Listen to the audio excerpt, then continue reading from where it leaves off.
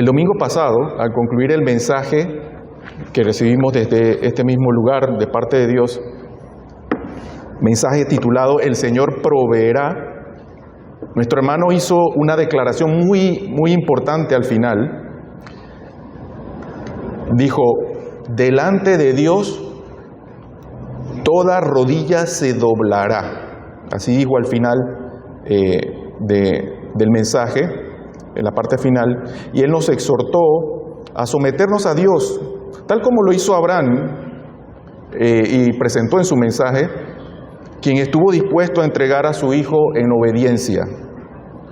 Él también llamó a quienes aún no lo han hecho a doblar rodilla delante de Dios, recordando que, como está escrito, toda rodilla se doblará y toda lengua confesará que Cristo es el Señor. Este pasaje lo encontramos en Filipenses 2, versículos del 10 al 11, que dice: para que en el nombre de Jesús se doble toda rodilla de los que están en los cielos y en la tierra y debajo de la tierra, y toda lengua confiese que Jesucristo es el Señor, para la gloria de Dios Padre. Este texto, hermanos, nos subraya la soberanía de Cristo y cómo en su momento, hermanos, todos reconoceremos su señorío. Y llama la atención en el pasaje que dice: toda criatura sobre la faz de la tierra, en el mar y debajo, porque incluso allá debajo habrá muchas criaturas. El señorío de Cristo será reconocido en un momento. Todos reconocerán. Entonces, hermanos, si nosotros vemos este pasaje y de esta manera, y cómo a través de la palabra vemos esta declaración una y otra vez, entonces nosotros podemos llegar a la conclusión de que esto no es una invitación, hermano. Esto es un mandato. Esto es un mandato. Todos confesaremos a Cristo en algún momento, ya sea para vida en alabanza o para muerte en condenación. Todos confesarán el señorío de Cristo. Todos reconocerán el señorío de Cristo. Cada uno, hermanos, será responsable de la elección que hizo en las circunstancias en las que reconocerá el señorío de Cristo, ya sea alabándolo para vida o para muerte en condenación, pero reconocerá su señorío. La palabra, hermanos, manda a toda persona a confesar al Señor, y hay muchos pasajes en la Biblia que lo respaldan. Como hijos de Dios, hermanos, nosotros solemos decir que lo conocemos, que reconocemos el señorío de Cristo. Pero reflexionemos un momento en esto, hermanos. ¿Reflejan realmente nuestras acciones esa realidad?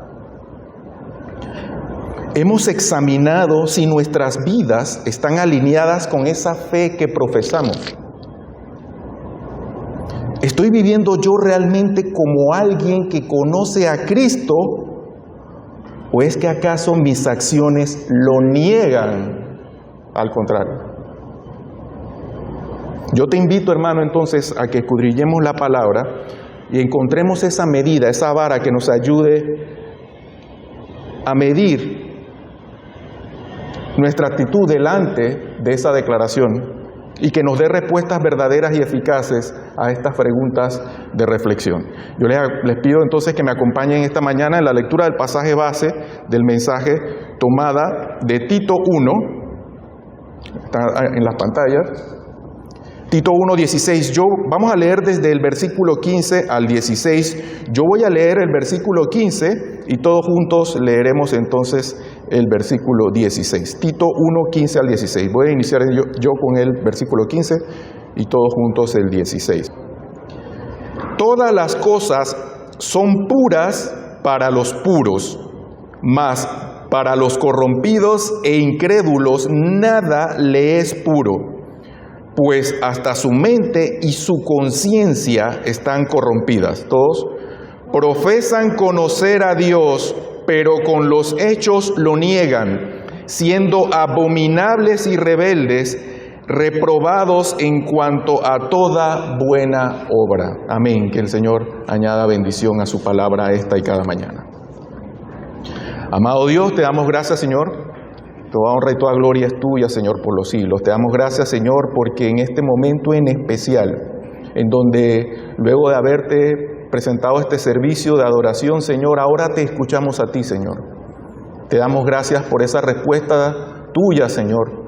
Y te pedimos esa bendición especial en este momento en donde la vamos a escuchar. Pon disposición en cada corazón, Señor, que hay aquí para recibirla, y en cada mente, Señor. Aleja de cada mente y de cada corazón cualquier cosa que le distraiga de escuchar tu palabra esta mañana, Señor. Que cada corazón aquí sea tocado, cada fibra de ese corazón sea tocado, para poder recibir tu palabra como ese alimento espiritual, esa fibra espiritual, que pueda hacerle de provecho, Señor, y que al salir de aquí sea también proclamada, Señor, para el beneficio también de toda criatura, como tú nos has llamado a que así sea.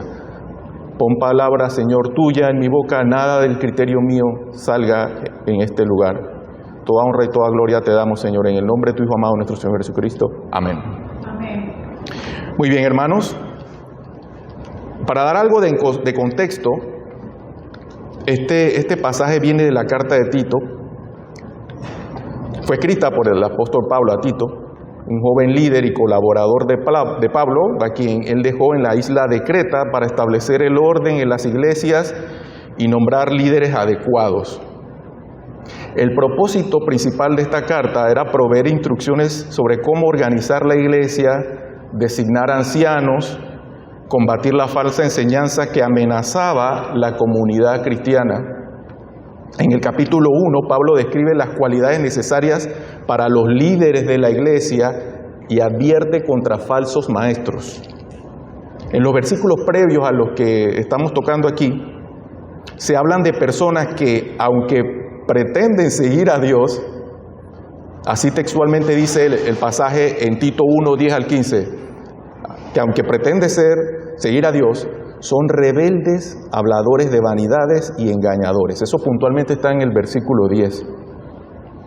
Y que ellos buscan su propio beneficio a costa de los demás.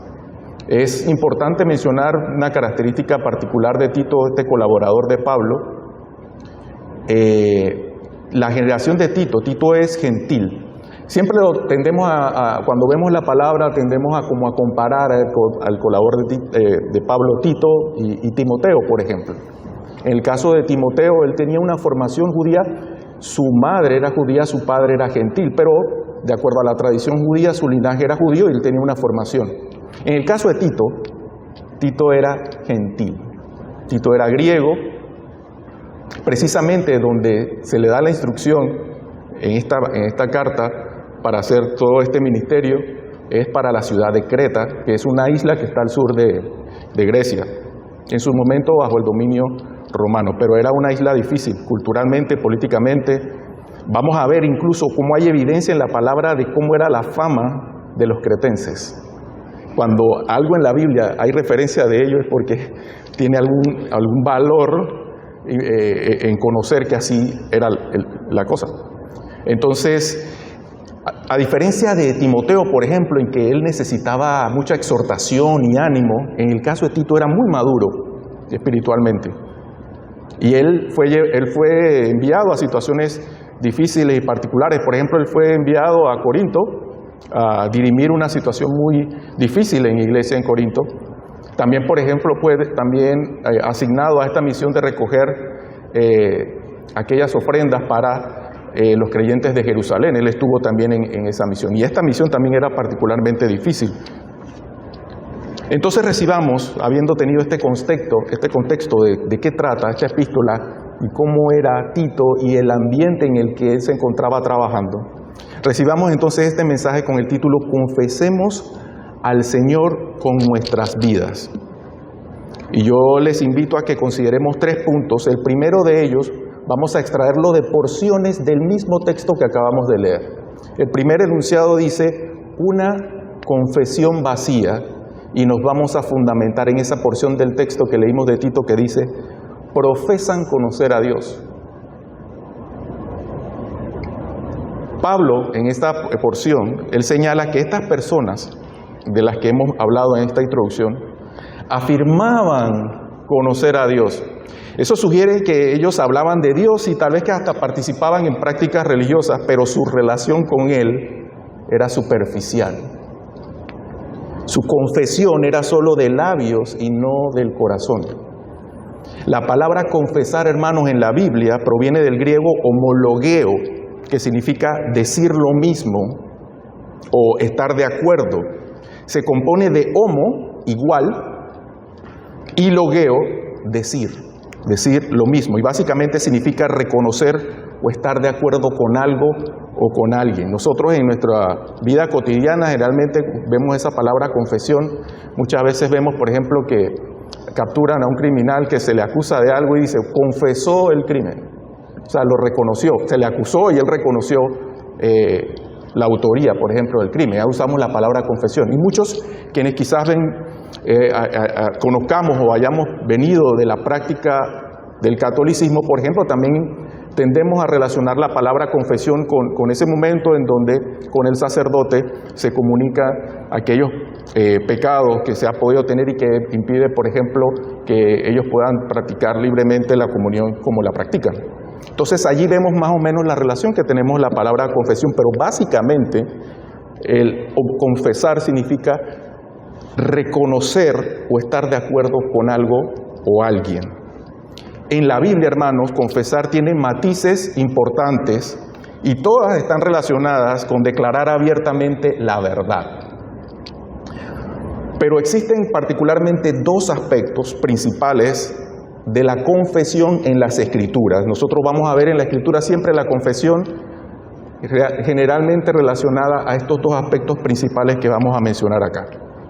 Y siempre esos dos aspectos involucran sinceridad y reconocimiento ante Dios y los demás cuando hablamos de confesión.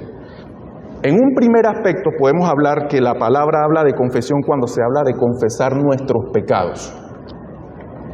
La Biblia presenta la confesión de pecados como necesaria, hermanos, para recibir el perdón de Dios. Vamos a ver la importancia del concepto de confesión, si es que acaso nosotros lo hayamos pasado muy por alto y no hayamos reflexionado sobre qué es la confesión y qué tan importante y fundamental es para nuestra práctica cristiana.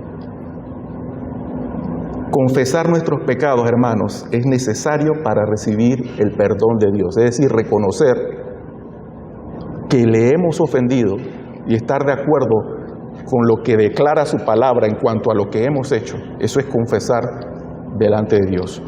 Eso conlleva reconocer nuestras faltas, pero también arrepentirnos con la promesa de que Él nos va a perdonar. Yo les invito a que veamos dos versículos en donde se trata la confesión desde este aspecto y que nos va a enseñar dos elementos claves respecto a la confesión de nuestro pecado. Primeramente, primero de Juan 1:9 dice de la siguiente manera: si confesamos nuestros pecados, Él es fiel y justo para perdonar nuestros pecados y limpiarnos de toda maldad. Aquí en este versículo nos muestra que confesar es esencial para el perdón y que reconocer nuestra necesidad de la gracia de Dios es fundamental en la vida cristiana. Nosotros generalmente, hermanos, es muy importante esto. Cuando usted reconozca que ha ofendido a Dios, en ese mismo momento usted debe confesarlo delante de Él. Usted debe reconocerlo delante de Él. No aguarde. Vamos a ver la importancia de hacerlo. No aguarde. Nosotros, hermanos, tendemos muchas veces a que cuando vemos una falta, pero esa es una tendencia de nuestro corazón inclinado, corazón de carne aún, inclinado a veces a esa proclive al pecado, a esa naturaleza caída del hombre, y tendemos a autojustificar las cosas que hacemos y que ofenden a Dios. Las reconocemos internamente, pero tendemos a autojustificarla. Lo hice por esto, entonces no es tan grave. O incluso poder llegar a reconocer que le ofendimos, pero que en su momento en que lo hicimos, no sabíamos que lo estábamos haciendo, o fuimos llevados a eso. Nuestro corazón tiende a autojustificar el pecado. Hermano, pecado es pecado. Pecado es ofensa a Dios independientemente de las circunstancias en las que usted lo haya cometido. En las palabras vamos a tener referencia de personajes que pudieron haber cometido pecado delante de Dios sin saberlo y reconocer la gravedad de esa situación. Eso vamos a tenerlo para otro mensaje. Pero si usted ha podido cometer una falta, independientemente que haya sido llevado a eso, independientemente de las circunstancias, confiéselo allí en ese momento y reconozca la gravedad de su ofensa, porque la gravedad de la ofensa del pecado no es del tamaño, como aquí hemos dicho antes, de las circunstancias, es del tamaño del ofendido, que es Dios. Reconozca siempre su falta en el momento en que lo ve, ¿ok? En el momento en que en su conciencia puede reconocer, he ofendido al Señor. Y tenemos conciencia porque de Dios la hemos recibido y en la palabra está. La ley de Dios está escrita en nuestras mentes, hermanos. Y cada uno sabe cuando ha ofendido a Dios. El otro pasaje, Proverbios 28:13, dice: el que encubre sus pecados no prosperará, mas el que los confiesa y se aparta alcanzará misericordia. Este es otro elemento importante de reconocer en aquellos pasajes donde se habla de la confesión de nuestros pecados. Y es que, además de confesar, hermanos, nosotros debemos apartarnos de nuestros pecados para recibir la misericordia de Dios. ¿De qué vale reconocer que ha ofendido a Dios si no tiene el deseo de no hacerlo más? Debe reconocerlo y además apartarse de ello. Y esto es elemental para el perdón, hermanos. Usted quiere recibir el perdón de Dios, confiese. Por eso también es muy importante, hermanos, no solo el reconocimiento de nuestro pecado delante de Dios, sino poder tener otras personas a quien nosotros podamos de alguna manera rendir cuentas, pero no para ser juzgados, sino para sobrellevar esa carga. Muchas veces, como dijimos, tendemos a autojustificarnos y muchas veces tendemos a ese pecado a invisibilizarlo, a ponerlo debajo de la alfombra. No es tan grave. Sin embargo, hermanos, eso le hace daño delante de Dios. Toda ofensa acarrea un castigo o un resultado. Nosotros debiéramos, hermanos, como cuerpo en Cristo, tener un pastor, un anciano, a quien presentarle nuestras cargas, hermanos. Y como digo, no solo para juzgar, hermano. Si usted, por ejemplo, acude a mí y me presenta esa carga, hermano, yo reconozco que he hecho algo que no está en la palabra. Bueno, hermano, yo no te voy a juzgar porque vamos a orar juntos, porque ahora te voy a decir las mías. Vigilémonos unos a otros y cuidémonos unos a otros, hermanos. En este momento estamos pasando una situación en donde no tenemos un pastor.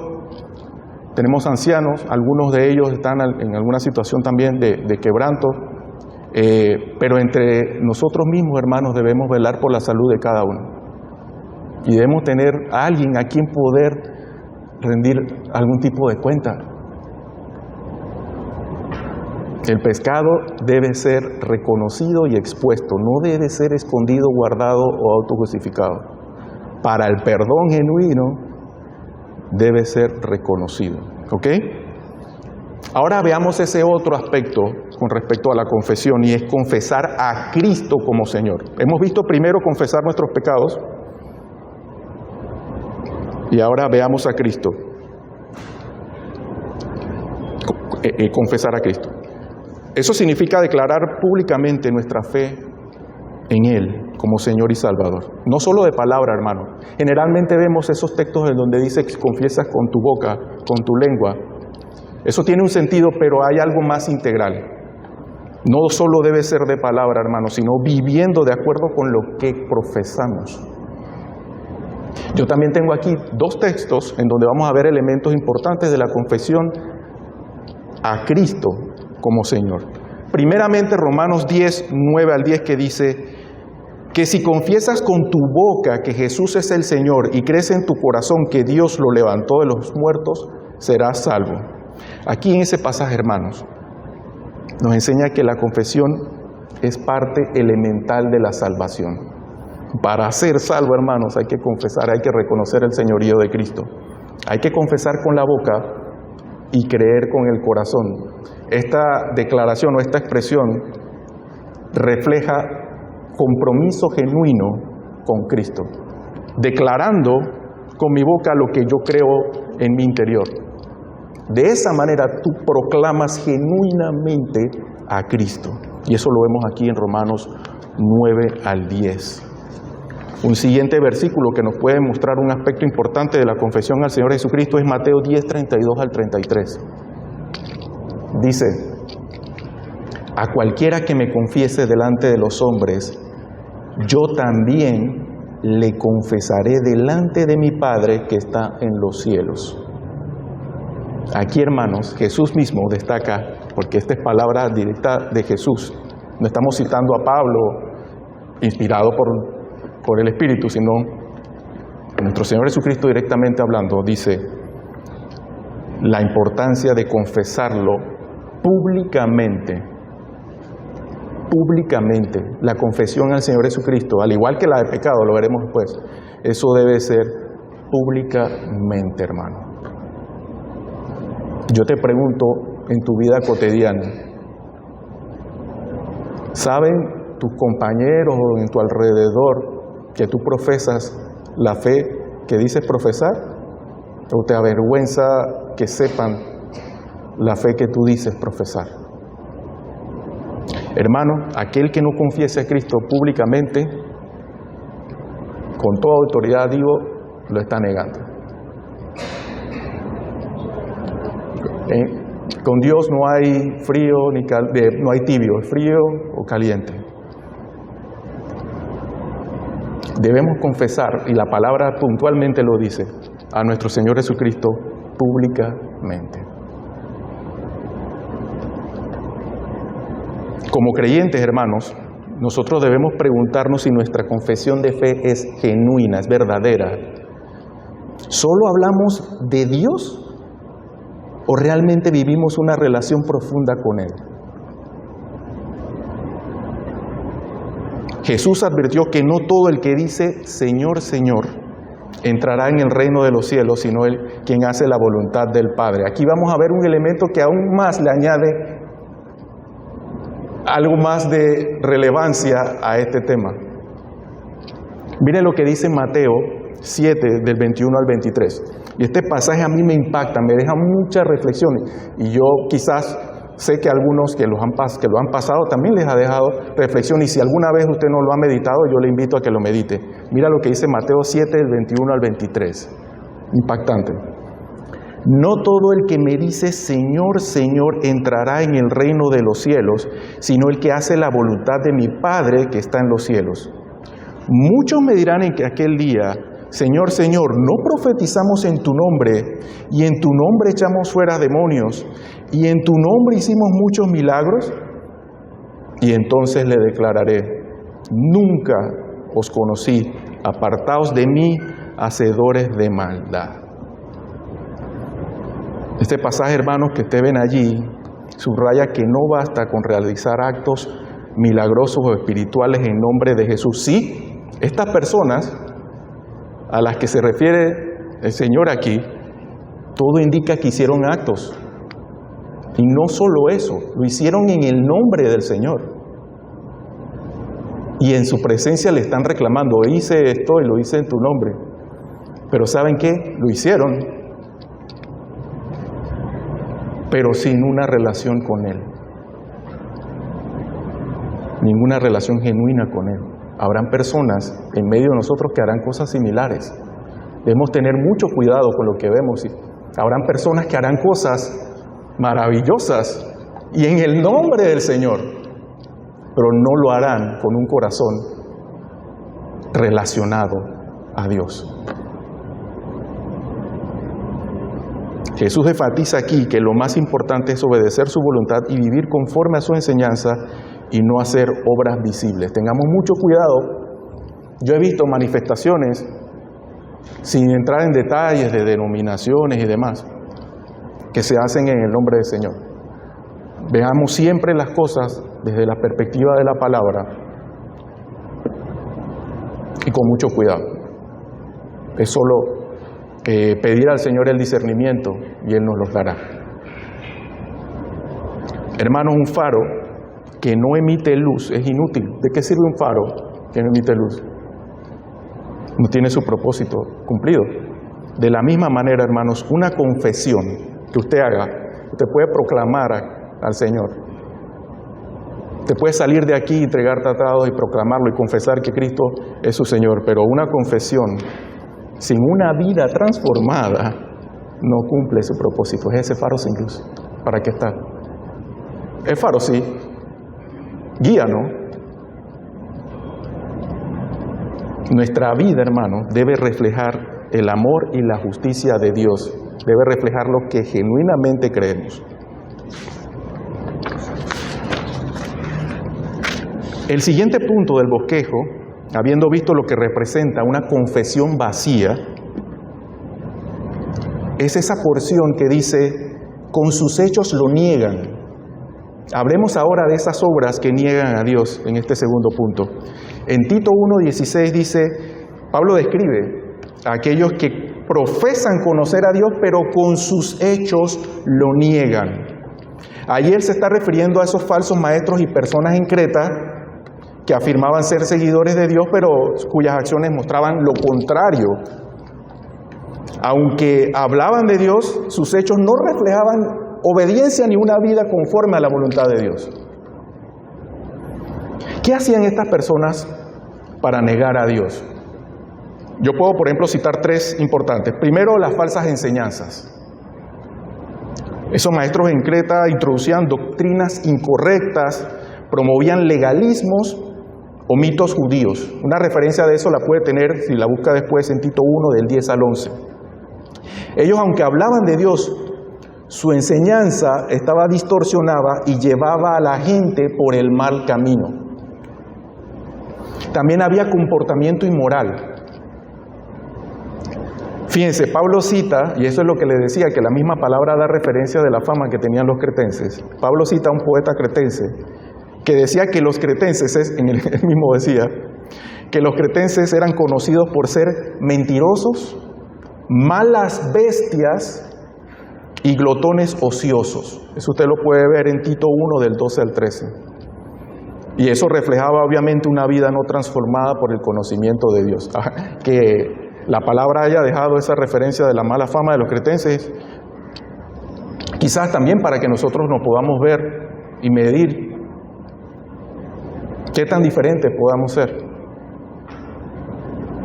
Ahora veremos lo que nosotros hacemos cotidianamente. Pero antes también ahí había hipocresía religiosa. Ellos aparentaban ser religiosos, pero las acciones que hacían eran inconsistentes con lo que profesaban. Ellos mostraban una fe vacía y superficial. Pero ahora, nosotros podemos llegar a pensar que nosotros no hacemos tales cosas hoy en día en nuestra cotidianidad. Hermanos, pero en nuestra vida pueden existir actitudes, actos, cosas, por más pequeñas que autojustifiquemos o minimicemos, pero que dan muy mal testimonio de la fe que profesamos.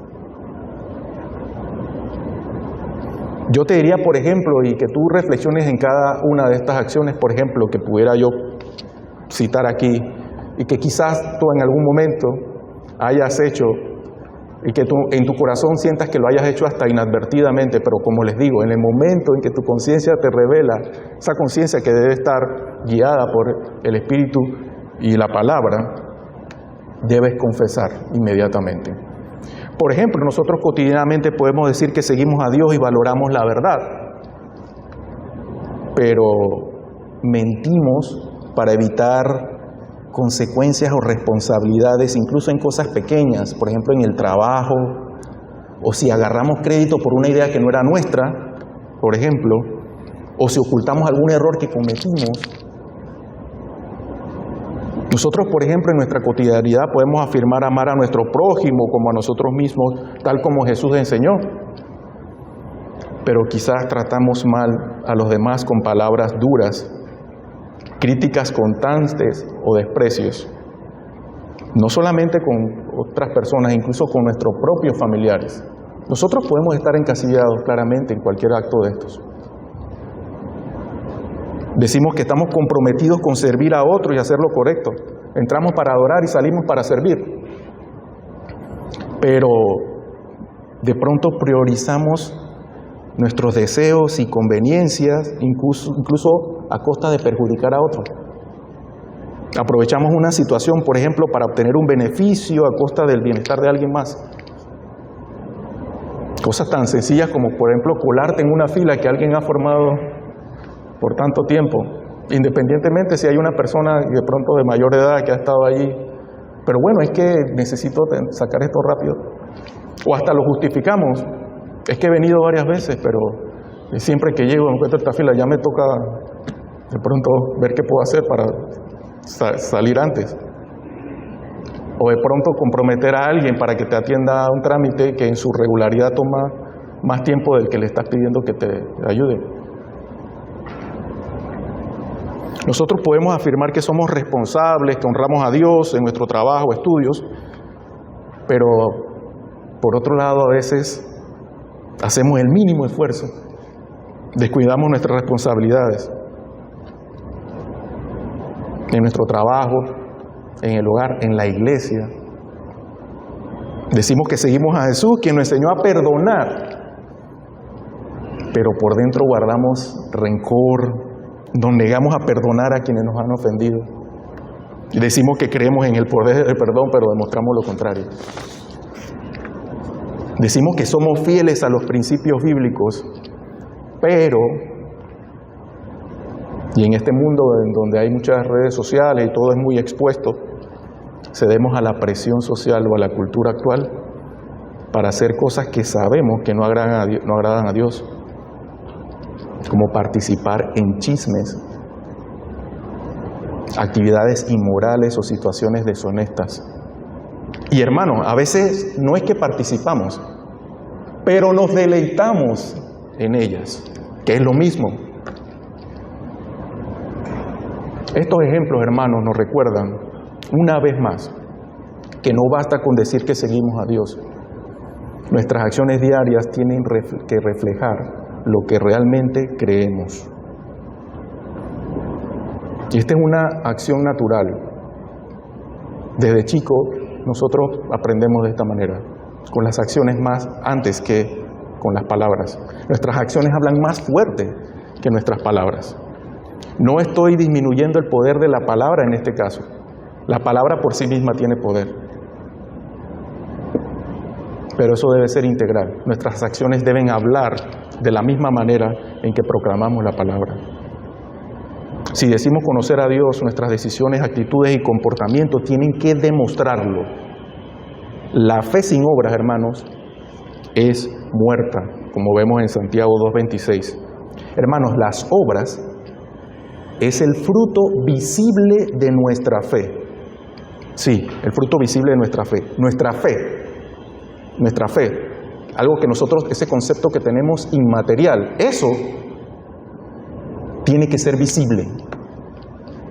Nuestra fe debe ser visible, debe ser testificado. Nuestra fe se debe testificar, pero más que con las palabras, con nuestras propias vidas. Hay muchas personas, hermanos, que observan su testimonio. Hay personas que observan el testimonio de sus líderes, maestros, especialmente aquellos pequeños en la fe. Y cuando hablamos pequeños en la fe, no necesariamente son pequeños en edad. Hay adultos que son pequeños en la fe. Nosotros debemos ser cuidadosos en reflejar fielmente a aquel a quien proclamamos como nuestro Señor. La advertencia, hermanos, de no ser de tropiezo para aquellos pequeños es muy clara en la palabra, hermanos.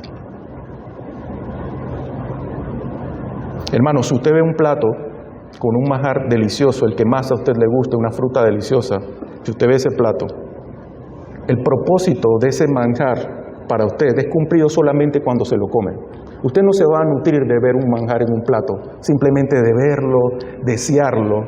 Ese manjar no va a ser de beneficio para usted, no se va a nutrir de él a menos que lo consuma. Si no, como es material, perecerá, se podrirá. Usted no se habrá beneficiado de los nutrientes de él. Simplemente se habrá deleitado en verlo. El propósito de ese alimento es ser consumido para que sea favorable a usted, para que ese alimento cumpla el propósito que realmente es. ¿Es alimento? Sí. ¿Te alimentó? No. Realmente será alimento cuando tú lo consumas. De la misma manera, yo les invito a que consideren la fe y la verdad. La fe es el cumplimiento del propósito de esta verdad. El propósito de esta verdad no es desearlo, deleitarse en ella, no es solo creer en ella, no es solo tenerla como un ídolo. El propósito de la verdad no es creerla o aceptarla. Claro que es fundamental y hay que hacerlo. El propósito de la verdad, para que sea favorable para su vida, es vivirla. Cuando usted vive la verdad, está viviendo en fe. Fe es vivir una verdad que usted recibió en algún momento por misericordia de Dios, por el oír, sin haberlo comprobado. Simplemente la revisó, la escuchó, y con su propio poder le abrió a usted el entendimiento y usted vive conforme a esta verdad. Si eso ocurre, usted está en fe. Ahí habrá cumplido la verdad. Esta verdad habrá cumplido el verdadero propósito en su vida. Cuando usted tenga por fe, esté viviendo esa verdad. Ahora, hermanos, de la misma manera, porque el alimento es material, se podrirá. Pero esta verdad, hermanos, el beneficio que le traerá será un beneficio eterno y glorioso. De la misma manera, hermanos, en que usted consume un alimento, cuando usted recibe el nutriente de ese alimento, ese nutriente y su cuerpo hacen parte de la misma sustancia. Ese nutriente de ese alimento se transformará de tal manera que usted y ese alimento serán de la misma sustancia. Lo que no sirva, el cuerpo mismo lo va a desechar. Ahora, con el tiempo su cuerpo se desgastará y usted tendrá hambre nuevamente y necesitará alimento para volver a recargar. Sin embargo, esta verdad la tendrá eternamente allí, dispuesta. ¿Y sabe qué?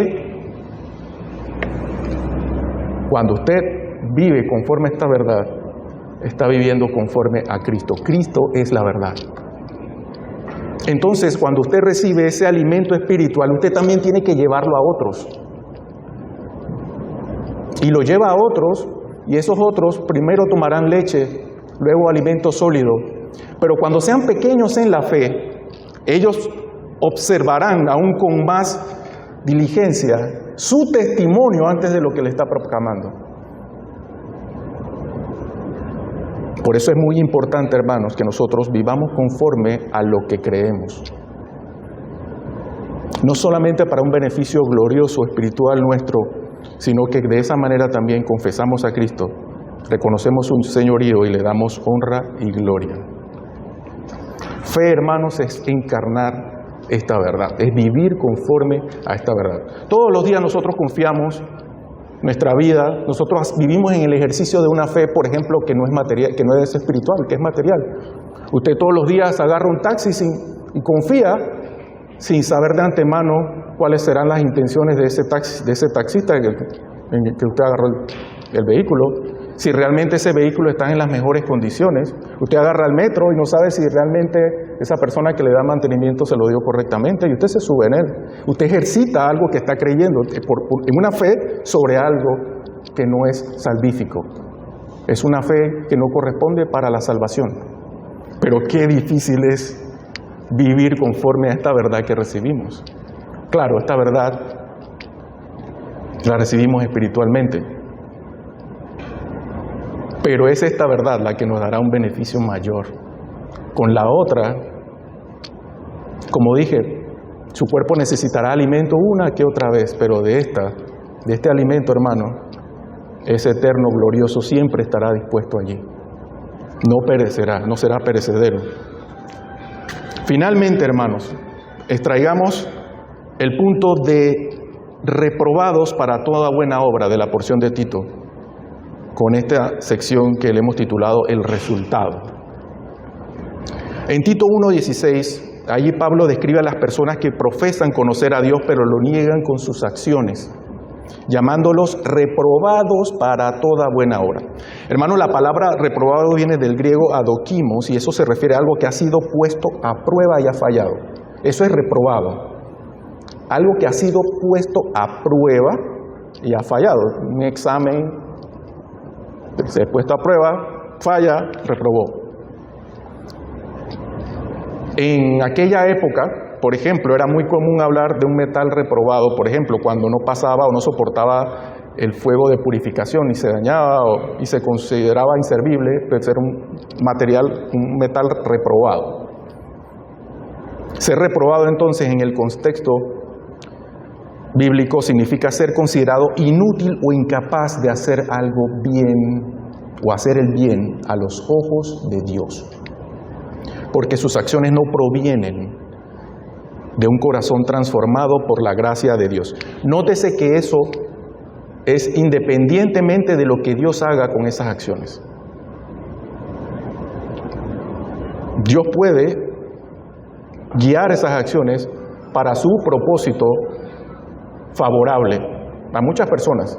Sin embargo, si la persona que hace esta obra no está conforme, su corazón no ha sido transformado a Dios, esa persona no es aprobada para la buena obra. Dios se glorificará de todas maneras, se gloriará. Dios guiará cualquier acción, ya sea de creyentes o no, para su propósito. Pero nosotros, hermanos, se supone que esa es nuestra meta, ser aprobados para toda buena obra de Dios.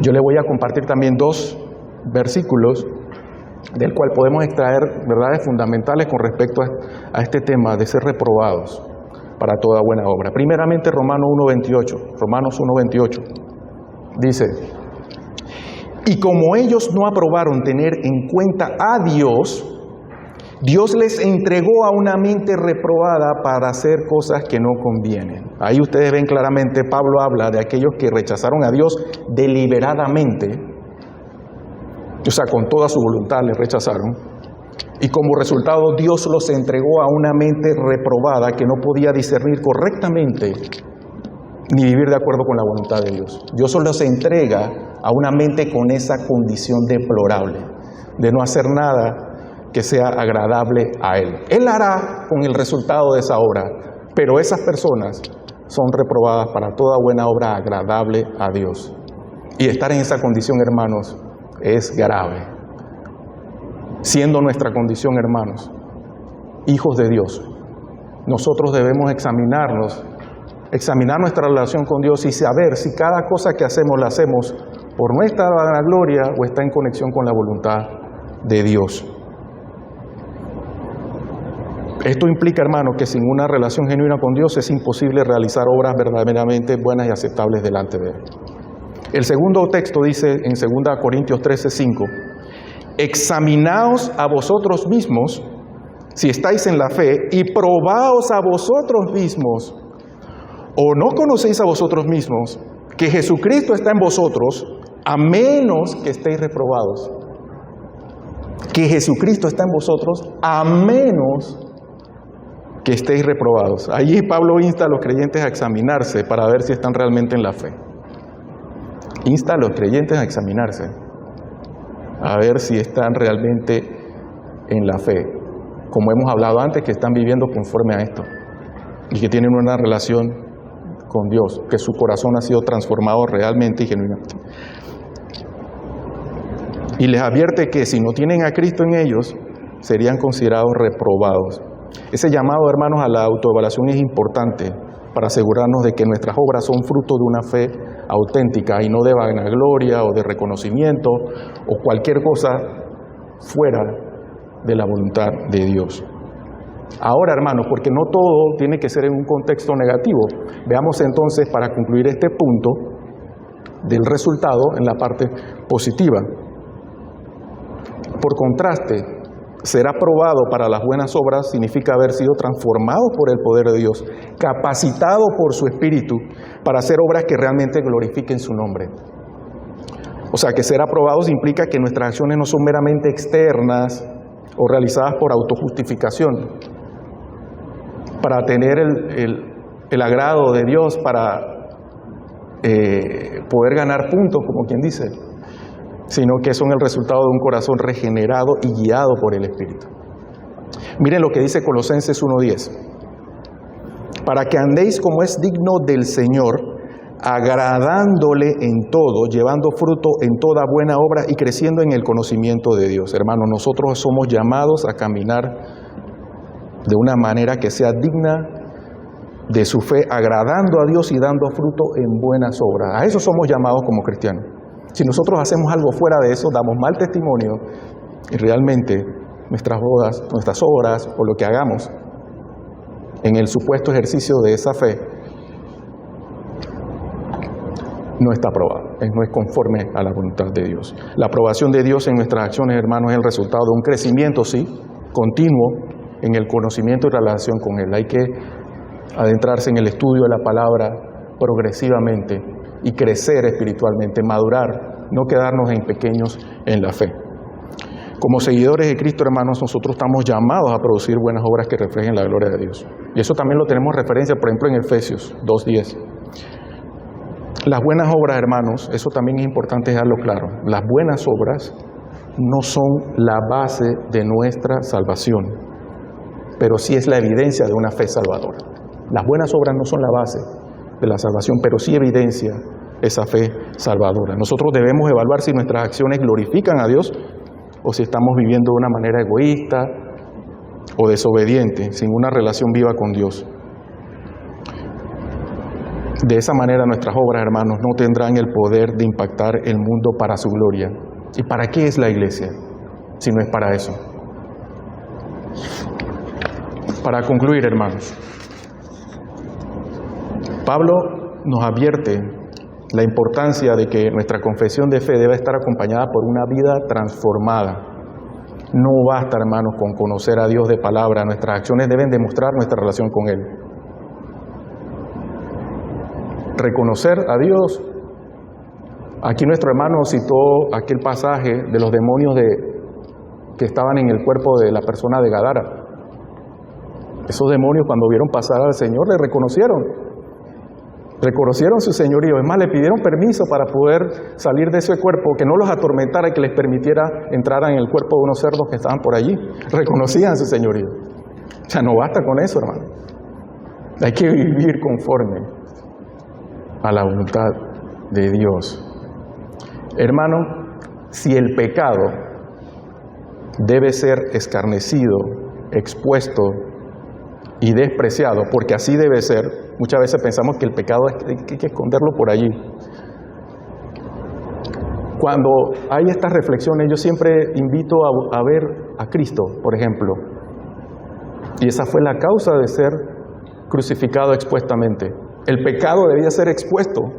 Él estaba en una cruz, en un madero público, y ahí Él estaba sufriendo las consecuencias del pecado. El pecado debe ser expuesto, rechazado públicamente, despreciado. Cuando nosotros veamos pecado en el mundo, nosotros como iglesia también debemos exponer que eso no es conforme a la voluntad de Dios, y no quedarnos callados pensando, bueno, porque no somos activistas y no somos... No, la iglesia está llamada a denunciar eso. Debe ser escarnecido el pecado públicamente. ¿Y quién sino la iglesia para hacerlo? De esa misma manera, en el sentido público, la fe debe ser exaltada y testificada. Así como el pecado debe ser denunciado y rechazado abiertamente, nuestra fe en Dios debe ser proclamada con valentía y sin vergüenza. No me avergüenzo del Evangelio, porque es poder de Dios para salvación. Exaltar nuestra fe significa vivir de manera que nuestras creencias se hagan evidentes, no solo en palabras, sino también en acciones. Una expresión, por ejemplo, adecuada sería: nuestra fe debe ser proclamada y vivida íntegramente, en todo aspecto, mostrando al mundo la transformación que produce esa relación con Cristo. ¿Por qué somos diferentes? ¿Por qué nos amamos unos a otros cuando afuera el mundo se quiere caer? Nosotros debemos ser luz y testimonio de la obra de Cristo en nuestras vidas. Examinemos, hermanos, nuestras vidas hoy. ¿Estamos viviendo de acuerdo con lo que profesamos? Como iglesia, hermanos, nosotros somos llamados a reflejar el carácter de Cristo en todo lo que hacemos. Somos el cuerpo visible de Cristo. Nuestras palabras y acciones deben ser una unidad inseparable. Palabras y acciones deben ser una unidad inseparable para la gloria de Dios. Palabras y acciones para la gloria de Dios. Hermano, que este mensaje, el mensaje de esta mañana, es mi oración, pido a Dios, te haya persuadido para que confieses al Señor pública, abierta y libremente, hermano, con tu propia vida. Que el Señor bendiga esta iglesia, hermanos. Maranata, Cristo viene pronto.